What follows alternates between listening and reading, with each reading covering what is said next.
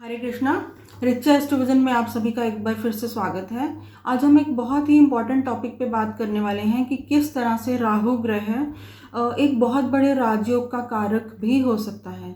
देखिए, नॉर्मली ज्योतिष में और लोगों में जितनी मिसकंसेप्शंस राहु ग्रह को लेकर हैं उतनी शायद ही किसी और ग्रह को लेकर होंगी, क्योंकि राहु को नॉर्मली एक पाप ग्रह यानी कि मैलेफिक प्लैनेट माना जाता है, जो कि लाइफ में बहुत से उतार चढ़ाव, दुख, तकलीफ, रुकावटों की वजह बनता है। तो आज हम इसी बात का विश्लेषण करने वाले हैं कि किस तरह से राहु ग्रह एक राजयोग का कारक भी हो सकता है अगर ये बर्थ चार्ट में वेल प्लेस्ड हो। तो अपनी दशा अंतर्दशा में ये किसी भी व्यक्ति को लाइफ में great success, name and fame, wealth सभी कुछ देने की क्षमता रखता है। तो आइए सबसे पहले हम जानते हैं कि राहु ग्रह आखिर है क्या। देखिए, ज्योतिष में राहु ग्रह को इंटेलिजेंस, टेक्नोलॉजी, इंट्यूशन और रिसर्च से जोड़कर देखा जाता है। हालांकि जो राहु ग्रह है इसके पास किसी भी हाउस की लॉर्डशिप नहीं है, लेकिन ये जिस भी राशि में स्थित होता है तो उसी के लॉर्ड यानी कि अपने डिपॉजिटर के की प्लेसमेंट के अकॉर्डिंग ही ये फल देता है। तो हालांकि इसको 11 नंबर राशि यानी कि एक्वेरियस, कुंभ राशि का को रूलर भी माना जाता है शनि के साथ, और वृषभ यानी टॉरस में इसको बहुत अच्छा फल देने वाला माना गया है। तो इसके साथ ही जो राहु के खुद के नक्षत्र हैं उनमें अगर राहु प्लेस्ड हो तो इसे बहुत ही स्ट्रॉन्ग फल देने वाला माना गया है। तो वो राहु के नक्षत्र हैं आद्रा, स्वाति और शतभिषा। देखिए, जो आद्रा नक्षत्र है इसमें राहु एक तूफानी एनर्जी की तरह बिहेव करता है, और जो स्वाति नक्षत्र है उसमें राहु किसी भी व्यक्ति को ऑब्सेशन दे देता है एक बहुत बड़े फ्रेंडली नेटवर्क या एक बिजनेस नेटवर्क को क्रिएट बनाने के लिए। तो जबकि जो शतभिषा नक्षत्र है, अगर राहु की प्लेसमेंट शतभिषा नक्षत्र में हो तब भी ये बहुत स्ट्रॉन्ग फल देने की अवस्था में होता है और व्यक्ति को बहुत हीलिंग पावर्स भी, हीलिंग एबिलिटीज़ भी दे देता है। तो आइए अब हम बात करते हैं कि जो राहु ग्रह वो किस तरह से राजयोग का कारक हो सकता है। देखिए, नॉर्मल भाषा में राजयोग से हम ये समझ सकते हैं कि राजा तुल्य जीवन। तो इस बात को हम दो तरह से इस बात का विश्लेषण कर सकते हैं, दो कैटेगरीज में, कि किस तरह से राहु ग्रह एक राजयोग का कारक हो सकता है। देखिए, अगर हमारी फर्स्ट कैटेगरी में अगर राहु ग्रह की प्लेसमेंट धर्म त्रिकोण के हाउसेस में हो, यानी कि फर्स्ट हाउस, फिफ्थ हाउस या नाइन्थ हाउस में इसकी प्लेसमेंट हो, तो राहु राजयोग का कारक हो सकता है। देखिए, फर्स्ट हाउस जो है उससे हम खुद को रिप्रेजेंट करते हैं, फिफ्थ हाउस हमारी क्रिएटिविटी का है कि हम किस तरह से अपनी क्रिएटिविटी को यूज़ करके लाइफ में आगे बढ़ते हैं। तो जो नाइन्थ हाउस है उससे हम अपने धर्म को देखते हैं और अपनी हायर लर्निंग को भी देख सकते हैं। तो अगर राहु की प्लेसमेंट इन तीनों में से किसी भी एक हाउसेस में हो और वो डिग्री वाइज काफ़ी स्ट्रॉन्ग हो और उसके ऊपर बेनिफिक प्लैनेट्स की दृष्टि हो, तो इसके साथ ही साथ हमें ये ध्यान रखना होगा कि केंद्र या त्रिकोण का लॉर्ड की राहु के साथ यहाँ पे कंजंक्शन होना बहुत आवश्यक है।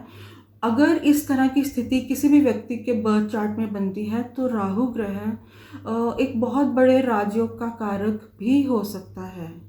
तो इसके बाद हम बात करते हैं हमारी दूसरी कैटेगरी की। तो वो है कि अगर राहु ग्रह की प्लेसमेंट थर्ड, सिक्स्थ या 10th हाउस में हो तो भी राहु ग्रह एक बहुत बड़े राजयोग का कारक हो सकता है। देखिए, थर्ड, सिक्स्थ या 10th हाउस में राहु की प्लेसमेंट हो और साथ ही इन घरों का जो लॉर्ड है वो स्व राशि में या उच्च अवस्था में अच्छी डिग्री में केंद्र या त्रिकोण में प्लेस्ड हो, उसकी डिग्री वाइज भी वो स्ट्रांग हो और उसके ऊपर बेनिफिक प्लैनेट्स का एस्पेक्ट भी हो, तो ऐसी अवस्था में जो राहु ग्रह है वो एक राजयोग का कारक हो जाता है और अपनी दशा अंतर्दशा में बहुत ही अच्छे रिजल्ट देने की स्थिति में आ जाता है। तो इस बारे में मैं ये भी बताना चाहूँगी कि अगर जो हमारा थर्ड हाउस है वो हमारा पराक्रम, संघर्ष या कम्युनिकेशन का हाउस भी माना जाता है। तो अगर थर्ड हाउस को लेकर राहु की कोई भी ऐसी स्थिति बनती है तो इस स्थिति में उस व्यक्ति को मीडिया, जर्नलिज्म वगैरह, कम्युनिकेशन सेक्टर में बहुत अच्छी ग्रेट सक्सेस मिलने के चांसेस बहुत ज़्यादा बन जाते हैं। तो इसके बाद हम बात करते हैं सिक्स्थ हाउस में। अगर सिक्स्थ हाउस को लेकर राहु की ऐसी कोई भी कंडीशन, स्थिति बनती है, तो हालांकि व्यक्ति को अपने जीवन में बहुत ज़्यादा संघर्ष का सामना भी करना पड़ सकता है, लेकिन वो अंत में वो विजयी जीतेगा ही, इस बात की बहुत संभावना है और अपनी लाइफ में बहुत ज़्यादा great success, name and fame भी अर्न करेगा। तो इसके बाद हम बात करते हैं 10th हाउस की, कि अगर 10th हाउस को लेकर राहु की इसी तरह की पोजीशन बनती है, तब भी जो राहु ग्रह है वो बहुत ज़्यादा एक योग कारक ग्रह की तरह काम कर सकता है, क्योंकि जो 10th हाउस है वो हमारे प्रोफेशन का हाउस है। तो इस स्थिति में किसी भी व्यक्ति को अपनी लाइफ में ग्रेट प्रोफेशनल सक्सेस मिलने के जो चांसेस हैं वो बहुत ज़्यादा बढ़ जाते हैं। तो इस बात को हम एक एग्जाम्पल से भी समझ सकते हैं कि मान लीजिए हमारे पास कैप्रिकॉर्न लगन यानी कि मकर लगन का बर्थ चार्ट है और उसमें शुक्र ग्रह फर्स्ट हाउस में प्लेस्ड हो, तो इसके साथ ही 10th हाउस में राहु की प्लेसमेंट हो तुला राशि में, तब भी ये एक बहुत बड़े राजयोग की जो स्थिति है वो बनती है। हालांकि हमें इस स्थिति में बाकी ग्रहों की पोजीशन का भी ध्यान रखना होगा।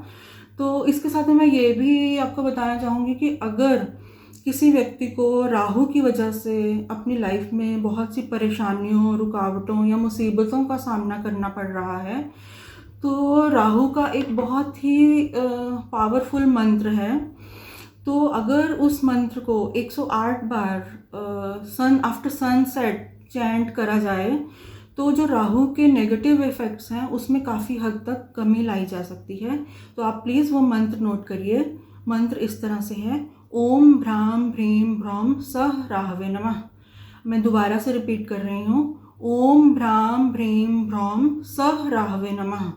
तो इस मंत्र का रेगुलर चैंटिंग से अगर किसी व्यक्ति को राहु की वजह से, उसकी बैड प्लेसमेंट की वजह से कुछ भी नेगेटिव रिजल्ट्स का सामना, दुख तकलीफ या परेशानियों का सामना करना पड़ रहा है, तो इस मंत्र की चैंटिंग की वजह से उसको उसमें काफ़ी हद तक रिलीफ मिल सकता है और जो नेगेटिविटी है उसको पॉजिटिविटी में बदले जाने के काफ़ी ज़्यादा चांसेस बनते हैं।